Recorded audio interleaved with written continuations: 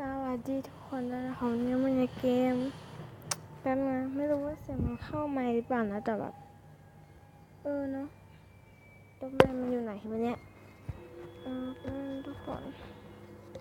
ของก็อันนี้ก็จะมาอันนี้เกมใหม่นะคะมันคือเกมอะไรไม่รู้ได้เกมขี้ตุ๊กตานะคะภาค2คือบอกว่าสนุกมากเล่นไปถึงด่าน10 กว่าอยู่แล้วเนาะก็เลยดูหนังจีนอยู่นะคะถ้าเสียงแทรกก็ต้องขอโทษด้วยก็ต้อง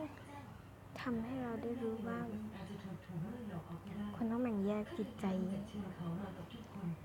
ไม่ได้ลงชื่อนะไม่เคยเตือนอะค่ะการกระบะนะนี่ได้มาอีกแล้วสิอะไรก็ไม่รู้แหละ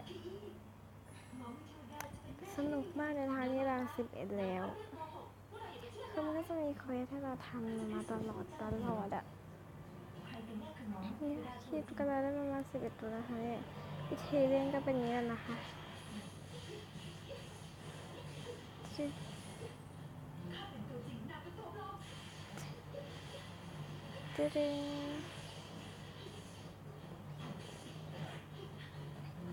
ค่อนข้างคีบยากนะคะเมื่อก่อนคีบง่ายมากเลยคีบยากเนี่ย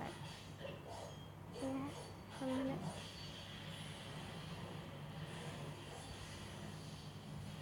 โถแค่นี้ก็ยังคีบไม่ได้น่าสงสารตัวเองเสียจริงโอ้โหเกือบเข้าเมื่อกี้โอเคเอาทำเคสสำเร็จเฉย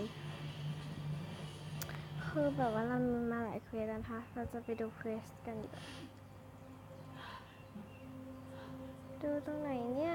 ดูไม่เป็นสลับนะ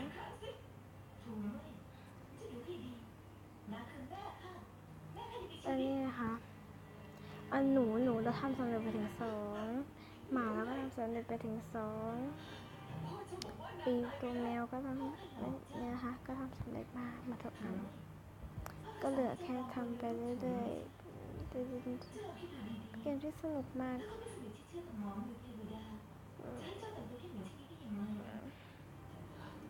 โอเคแล้วต้อง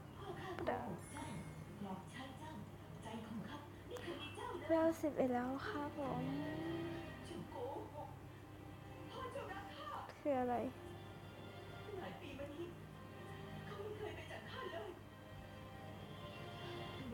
เรียนทรนง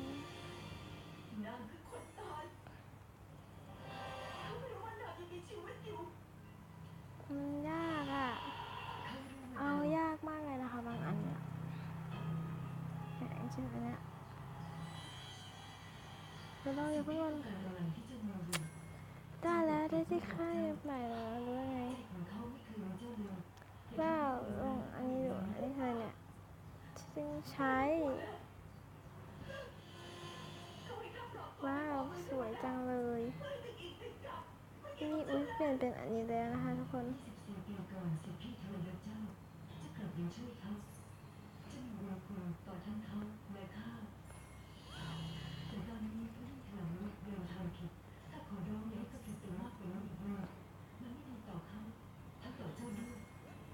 คีบประมาณ20ตัวเควสสำเร็จแล้ว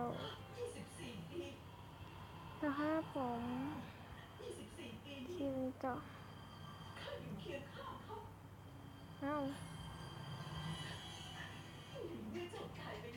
โอเคกล่องมาอีกแล้ว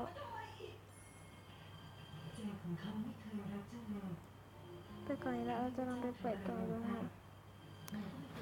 ไม่รู้ว่ามันคือยังไงอะนะแต่กล่องมันให้ดูวิดีโอแล้วก็เปิดนะคะตัดสุดก็คือแบบว่าเมื่อกี้กล่องมันก็ยืดแล้วเนาะก็กระบาดไปได้อะไรเนี่ยอะไรกันไม่รู้เนี่ยไม่เคยดูกล่อง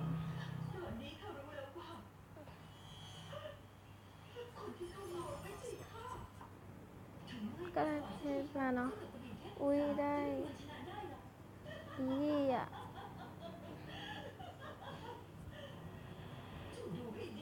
อะไรอ่ะ จังไว้แล้วตัวเรียบร้อยนั่นเรื่องไม่ผิดจริงๆนี่ได้แล้ว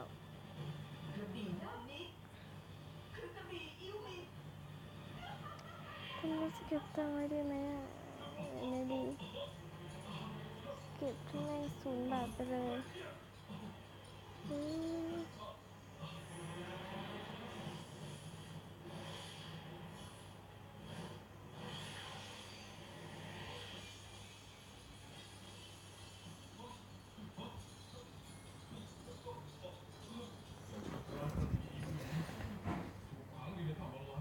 เนาะ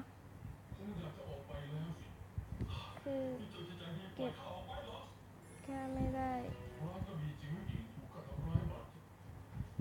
หนูเปิดไปกันนะคือเสียงตีมันก็น่าเล่นดีนะก็จะเปิด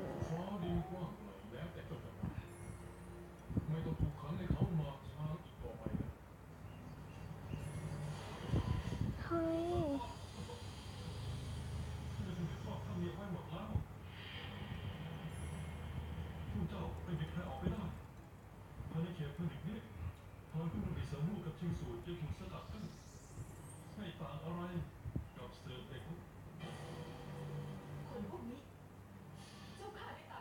ไปคลิปหน้านะคะเราจะมารอสีชมพูกันนะคะ